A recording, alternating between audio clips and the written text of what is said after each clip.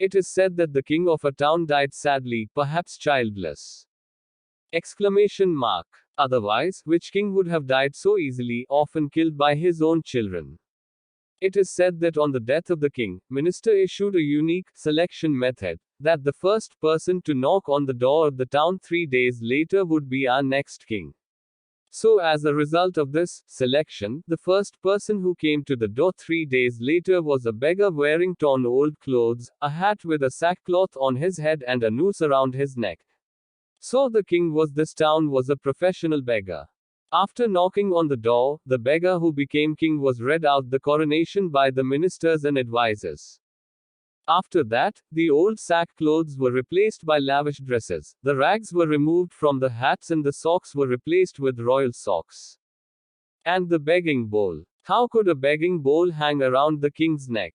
So the gold and silver double and true pearl necklace took the place of bowl.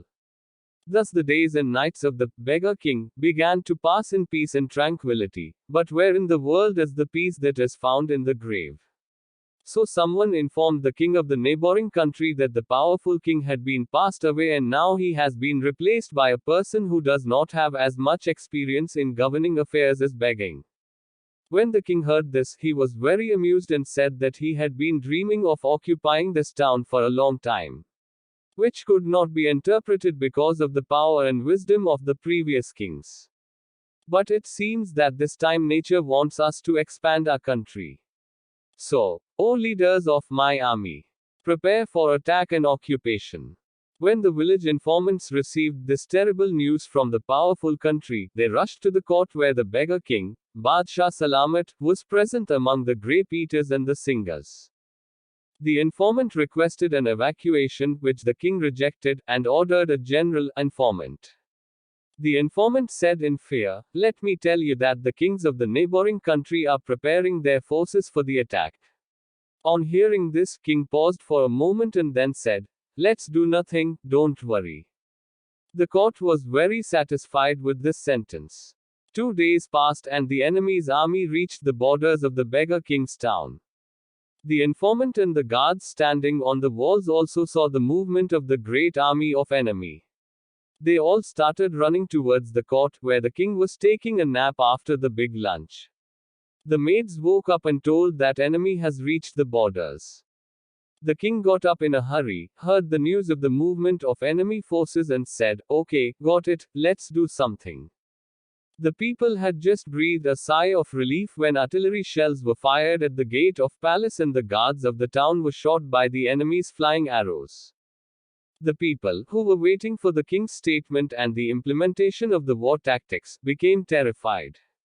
Leaving their homes, shops, fields, and orchards, they fled towards the palace, and on the other hand, the army of the enemy country also turned towards the palace. Anyone who tried to stop this movement along the way had to face death and destruction. When the situation reached the emperor through the army chief of the town and the ministers and advisors in charge of the affairs of the state, he realized that water was now so high above his head that to stay in it for too long would be death. On one hand, the angry slogans of the people were shaking the doors and walls of the palace. On the other hand, the cannons of the enemy were shaking the earth. In such a situation, the beggar king announced in a packed court, "I have made a decision." The king ran towards his dormitory, and a few moments later a beggar appeared from the dormitory with torn old clothes, broken shoes, and a bowl around his neck. He cleared his throat and said, "Brothers, I am not able for this government, but if you ever need a beggar, you must remember me. Thank you for your favors. I have nothing to do with this country. I am wearing the same as I came, wearing bowl and clothes." If you like this motivational story, please tell us in comments box below. Also share this motivational story with your friends, followers, and family.